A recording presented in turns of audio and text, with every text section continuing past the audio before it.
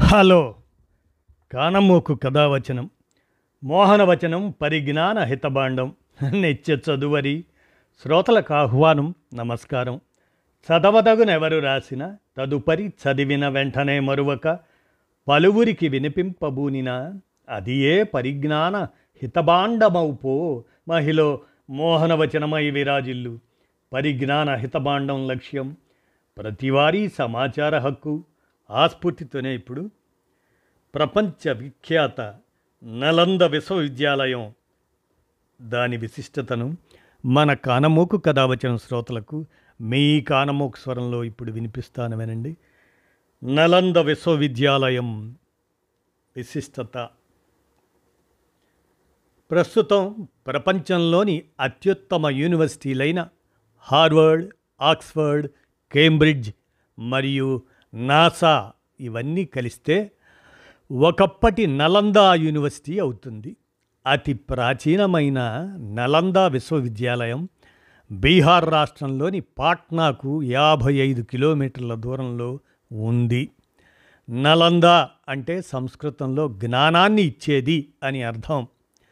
చారిత్రక ఆధారాల ప్రకారం నలందా యూనివర్సిటీని గుప్తరాజులు, ముఖ్యంగా కుమారగుప్త ఆయన సహాయంతో శాలివాహన శకం 450లో నిర్మించబడింది. ఈ విశ్వవిద్యాలయాన్ని 6 రాజులు బాగా విస్తరించారు. అందులో 10,000 మంది విద్యార్థులు ఏకకాలంలో చదువుకునే ఏర్పాట్లు ఆ రోజుల్లోనే చేశారు. నలందా యూనివర్సిటీలో వేదాలు, వ్యాకరణం, తర్కశాస్త్రం, ఫిలాసఫీ, వైద్యం, ఫిజిక్స్, ఆధ్యాత్మికత, గణితం, సంస్కృతం, ఖగోళ శాస్త్రం, లిటరేచర్, ఇంద్రజాలంతో సహా అనేక విభాగాలు ఉండేవి ఆ రోజుల్లో. టిబెట్ మూలాల ప్రకారం నాగార్జునుడు నలందా విశ్వవిద్యాలయంలో బోధించాడు.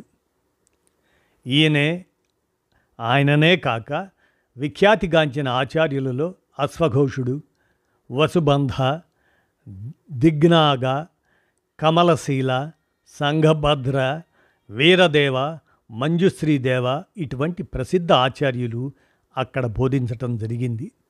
జైన మతబోధకులైన బుద్ధుడు మరియు మహావీరుడు నలందా విశ్వవిద్యాలయాన్ని సందర్శించడం జరిగింది.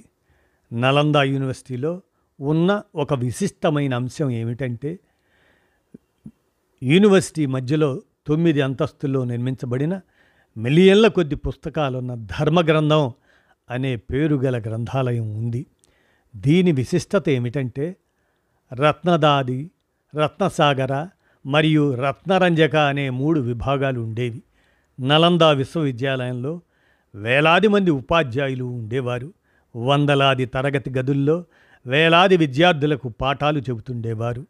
విద్యార్థులు సమయం వృధా కాకుండా పఠనంలో లేదా చర్చల్లో నిమగ్నమై ఉండేవారు. నలందా విశ్వవిద్యాలయ విద్యార్థులను, బోధకులను Korea, Japan, China, Tibet, Indonesia, Turkey వంటి దేశాల వారిని చాలా ఆకర్షించింది. శాలివాహన శకం 1193 సంవత్సరంలో నలందా విశ్వవిద్యాలయ సముదాయాన్ని భక్తియార్ ఖిల్జీ నాయకత్వంలో తురష్క సేనలు దండెత్తి కొల్లగొట్టాయి. గణితము, ఖగోళ శాస్త్రము, రసాయన శాస్త్రం, స్వరూప శాస్త్రం మొదలగు ప్రాచీన భారతీయ విజ్ఞానం అకస్మాత్తుగా అంతరించిపోవడానికి నలందా విశ్వవిద్యాలయం నాశనం, ఉత్తర భారతదేశమంతటా ఇతర దేవాలయాలు, ఆశ్రమాల నాశనమే కారణమని అనేక మంది చరిత్రకారులు భావిస్తారు. ఇదండి నలందా విశ్వవిద్యాలయం విశిష్టతను మన కానమోకు కథావచన శ్రోతలకు విజ్ఞానాంశంగా వినిపించాను. విన్నారుగా, ధన్యవాదాలు.